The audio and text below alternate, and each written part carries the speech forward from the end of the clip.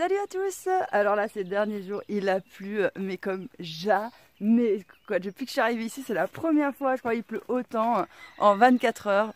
C'était franchement, mais trop la classe, quoi. Donc du coup, je vous le donne en mille. Aujourd'hui, je suis la femme la plus heureuse du monde, car toutes les cuves sont pleines.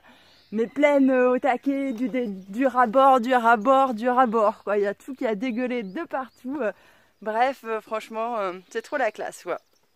Dans cette épopée, malgré tout, j'ai quand même cru que la serre verte, là, toute destroy, bah franchement, j'ai cru qu'elle allait jamais tenir. Déjà, parce qu'avant d'avoir les pluies, eh bien, il y a eu pas mal de vent, là, on a eu des pointes à 100 km/h. Et franchement, vous auriez vu la gueule qu'elle faisait, la machine, avec les rafales. Oh là là là là là là, je me suis dit, c'est mort, elle passera pas la nuit, la copine. Alors bon, pour essayer de la préserver quand même encore cette saison, qu'elle ne s'envole pas, etc., j'ai mis des renforts qui m'ont tenu comme j'avais fait l'autre fois, de l'autre côté là avec mon fer à béton et tout ça. J'ai mis un renfort aussi du côté là.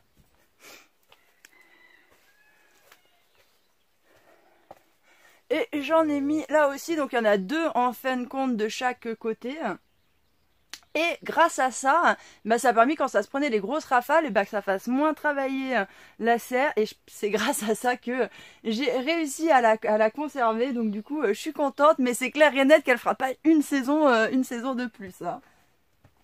Alors aussi, il y a tellement eu de vent et que la bâche, eh bien, elle s'est complètement craquée. Et donc, bon, bah, ça s'est produit bien évidemment quand il y avait les pleines bourrasques. Et du coup, bah, comme vous pouvez voir, dans la précipitation, hein, j'ai pris du fil bleu, là, comme ça. Et j'ai fait des trous. De toute façon, c'est pas bien compliqué. Avec le doigt, ça s'enlève assez facilement. Et j'ai fait passer la ficelle. Franchement, je peux vous dire que j'avais pas beaucoup d'espoir que ça tienne. Parce que je me suis dit, bon, du côté là, on voit qu'il y a un espèce de renfort. Donc, je savais que ça allait tenir. Par contre, du côté ici, c'était moins certain. Et comme vous pouvez le voir... Et ben ça l'a fait, j'étais trop contente, ça a tenu le vent et ça a tenu les fortes pluies derrière, quoi, donc la classe. Et il en était de même aussi pour le côté là. Hein. Donc bon voilà, c'est un petit rafistolage de fortune, mais qui aura quand même pas mal tenu le choc, donc je suis assez contente.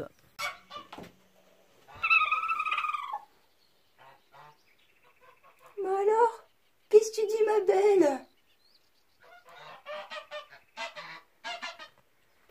Et là, j'ai ma copine qui couvre depuis, je crois que ça doit faire bientôt 3 semaines. Hein. Je sais, je prends pas l'habitude de noter. Mais bon, incessamment sous peu, ça va arriver. Hein. Donc là aussi, je suis trop contente et j'ai vu, il y en a pas mal. Je crois qu'il y a à peu près entre 13 et 15 œufs. Il y en avait, je n'étais pas sûre, qui sont fécondés. Et donc j'ai trop hâte que ça arrive. Du coup, j'ai préparé la zone... en mettant le filet à poules amovible, là, comme ça va leur faire une petite zone ici. Là, elles auront leur petit box.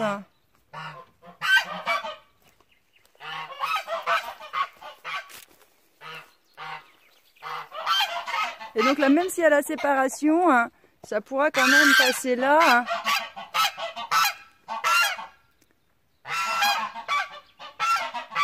et aller ici. Je ne supporte plus les oies. Surtout le jar, quoi. Le jar. Non, mais il faut que je vous en parle. Alors, le jar. Comment vous dire? Le jar, je ne le supporte plus. Franchement, je suis à 2 doigts tous les jours de faire un homicide, quoi. Je vous jure. Mais qu'est-ce que c'est con, un jar? Mais il n'y a pas plus con. Alors ça, un jar, ça fait définitivement partie du commun des mortels, quoi. C'est au même niveau intellectuel, c'est un truc de malade, quoi. Ah ouais. Alors là, c'est un truc de fou. Le jar, il voit la meuf rentrer dans le poulailler, hein. Elle va, la meuf, c'est bientôt l'heure d'aller se coucher, elle y va, elle rentre dedans. Le mec, il la voit rentrer dedans, donc il sait où est-ce qu'elle est. Eh ben non, il la voit rentrer dedans, et je sais pas ce qui se passe dans sa tête. D'un coup, il se dit, mais elle est où la copine? Mais elle est où la copine? Et là, il se met à gueuler, et là, il est parti, il gueule et... Oh putain! Je le supporte plus. Je ne le supporte plus. Je vous jure, il va me tuer, ce jar, il va me tuer. C'est un truc de dingue. En plus de ça, le soir, il sait que c'est là qu'il faut rentrer dans le poulailler. Eh ben non, il faut que je le course autour du poulailler, que je cale d'à côté et tout pour qu'il rentre dedans, tellement c'est débile, quoi. Il a toujours pas compris que c'était là, quoi. Putain, non, mais voilà. Le jar, je ne le supporte plus et le problème c'est que je manque de couilles pour le tuer. Alors du coup, j'ai trouvé la solution. J'ai un pote, il a 2 oies, je vais lui filer mon oie et mon jar et comme ça je serai tranquille. J'avoue que j'aurais bien gardé, j'aurais peut-être bien repris une autre oie à la place et gardé une oie histoire d'avoir 2 oies parce que c'est quand même pas mal et puis je me dis que ça doit faire ça fait une autre alerte malgré tout pour les renards, les machins, etc. Ça m'embête un petit peu d'un côté de les enlever, mais d'un autre, j'ai une nouvelle couvaison, je compte garder les poules et faire un autre poulailler quand même ailleurs pour développer ça un petit peu. Et du coup, les oies, c'est quand même au niveau rendement, quoi, on va dire, pour la production d'œufs que ça en a, puisque moi je ne tue pas les animaux pour l'instant, peut-être un jour j'en serai capable. Pour l'instant, j'ai encore du mal, mais voilà, je travaille psychologiquement dessus. Et donc, voilà, ça, les oies, ça pond des œufs en gros de mars à juin. Donc, à la finalité, pour tout ce que ça bouffe en bouffe, sachant que je ne vais pas consommer la viande ni rien, en fait, le rendement, c'est pas... je préfère avoir des poules. Je peux avoir, on va dire, 6 poules en gros à la place des 2 oies et ça va me bouffer la même chose.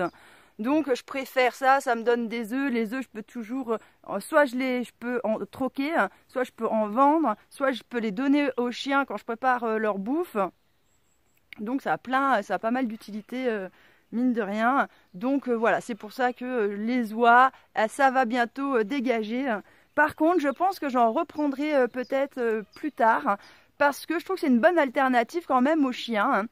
Et ça donne l'alerte et tout, ça fout pas trop de bordel, etc.